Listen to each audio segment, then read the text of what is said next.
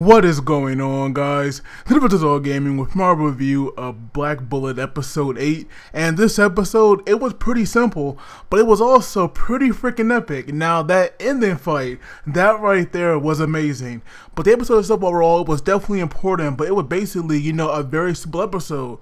So the episode itself, it starts off where we see that some soldier here, he is now on patrol, and out of nowhere he sees this Gastria is attacking, and this is clearly a stage 4, as we could tell from its like massive size.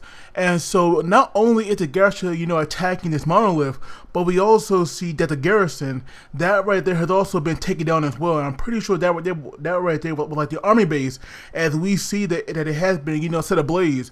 And so now we see that all these Gastria, they are now climbing the monolith. And we see that this poor soldier, he is definitely killed, as we see, this blood splatter, later on. So I definitely feel bad for that guy, but we see right now, this is definitely a very serious situation.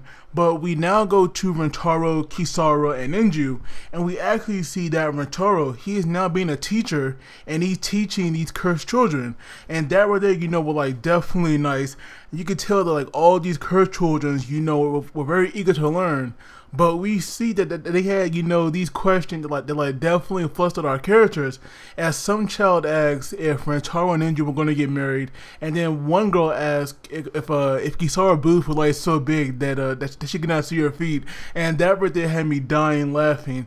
And these questions they were asking, it was like definitely hilarious, and I like the little comment that we got, so early on. But now we see that the leader, Senteshi, she now had to arrive there with the her children are, and she actually had a job for Rentaro and Kisara.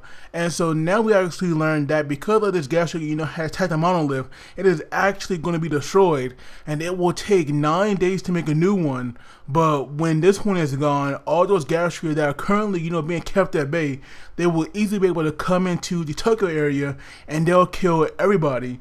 And so now Senteshi, she wants Rentaro to put together a team so that they could go there and take on these Gastria. And and for this team to take on 2,000 Gastria, that really is going to be almost an impossible goal to achieve. But of course he has no choice but to do this. And so now we see that when he goes home, we have Tina and Inju, and they're like dressed up like those girls from the anime that she actually watches, in the show. And that really was like definitely a cute moment. And we see that Tina can actually cook, but she could only cook pizza. And not that, I have like a problem with that, because pizza is actually my favorite food. So Tina just got, a major thumbs up for me, from that scene right there. But now we see that Rentaro, he like definitely, plagued by these thoughts. And of course, he had to put together this team. And we see now that, his mind is so focused on that he cannot even sleep. And we all know that Tina, she's more active at night, so she actually woke up, and we got this nice little bonding time between Tina and Rentaro. And so basically, now Tina knows what's going on, and of course, she wants to get involved, and she actually feels so close to Rentaro. She actually wants him to be like her older brother, so now she like address him as that, and that right there was like pretty nice. But we see eventually that when they all fall asleep, we see that Tina, she does sleeping down there with them. And in the morning, Kisara had came there, to pick up Tina, but of course they couldn't find her. And when they eventually do, we have Tina here who like got under the covers with Rentaro, and we see now that she had definitely given them the wrong idea. And it was hilarious, the way Inju and Kisara were like freaking out, and Kisara was actually gonna call the police. That right there, like had me dying laughing, because it was hilarious the way that they were like freaking out about this. But now we see that Tina and Rentaro, they're now going out together. I don't know where Inju is, because we didn't see her after that. But we have these two traveling together, and of course Rentaro is trying to recruit for their team. And so at first, when they're like walking around, we have them, like spending the day together. As we saw Tina, trying on these clothes, and eventually, we saw them being in this arcade where Rentaro actually won her a prize. Now that was like really nice of him to do that. But we see, like this one little blind girl, she's like begging for money, and she's like holding this sign. And I do believe that that someone has tricked her, into holding that, because I'm pretty sure that she would not want people to know that she's a cursed child, because that right there would definitely stop anybody from from helping her. But we see that when Rentaro questions her about her eyes, it's not that she's blind, because cursed children, they are immune to disease. But we see that when her mother abandoned her because she hated her red eyes, she actually poured lead into them, and that right there, she like broke my heart. And I also forgot to mention that I do believe that it was like some leader for the it was some leader that was trying to get the cursed children out this town. He was actually killed, and people were suspecting that a cursed child did this. And I'm pretty sure that there it is, like a load of bull, because we all know how they treat cursed children. So it's obvious that they will try to pin this crime on them. But we see that this little girl, she is so innocent and she is so cute. I'm definitely hoping that we see more of her, because her character is definitely unique. Because the fact that she made herself go blind like that, I do want to see what will happen with this character. And then we get like this one prick who actually took, the metal clip off of his soda can, and he put that in her bowl, like having her think of like some kind of coin. That right there was like a serious dick move. I'm actually surprised that, Rentaro did not go to that guy, and knock him out. But now we see, or we learn actually, that this little girl actually had a little sister, so she had to be out here doing this. But luckily, Rentaro does give her some money, so that was like definitely nice. But we see that where Rentaro's real goal is actually with this other civil officer, and also his cursed child partner. And so his cursed child partner, I believe her name was Yuzuki. This girl hates Rentaro. Like, she was like badmouthing him, calling him a pervert, and I believe that she also told him to fuck off. And she was hilarious. But we actually see that her civil officer partner, his name is Tamaki. And I definitely saw the guy in the opening, so I definitely knew that, eventually he'll play a role here.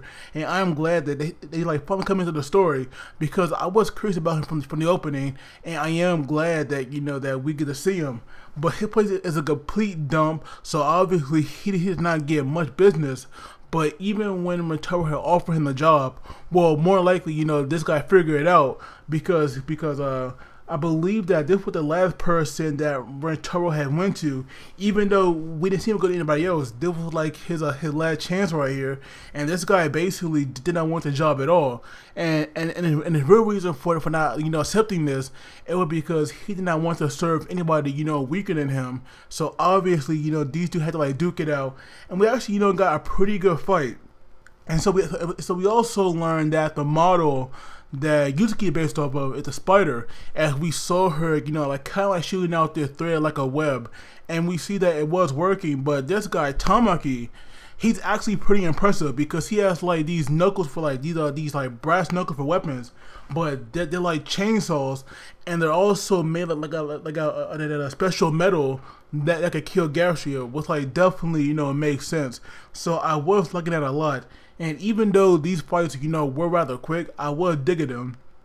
And so obviously, Tamaki, he thought that he was going to win, but Rentaro just had to bust out those martial arts, and that really, got him a victory. And I definitely believe that that Tamaki thought that Yuzuki was going to win, but obviously, Tina is definitely, a much higher rank, because if I remember correctly, Yuzuki ranked like in the thousands, and we all know that that Tina, she gets like 98. So obviously, that right there, should have showed you who's gonna win that. And Tina definitely won easily, because not only did Tina use her own threads to stop Yuzuki. If Yuzuki would have went any further, then she like definitely would have lost her eyes. So obviously, that fight was clearly one-sided, and we see Yuzuki now has this like brand new attitude when it comes to Tina, and she was hugging up like all on her, saying that that she loves Tina and wants to marry her. So clearly her attitude changed, and now we have Tamaki as well joining them. So clearly our team is like gathering together, and I do believe that it'll be Tina and Kisara, Rentaro and Inju, and now Tamaki, and Yuzuki. So maybe it'll be those three, or we might see some more. I do have to watch the opening, because the opening did kind of like spoil a few things, because they actually, you know, show you the characters that we'll be seeing, you know, rather soon.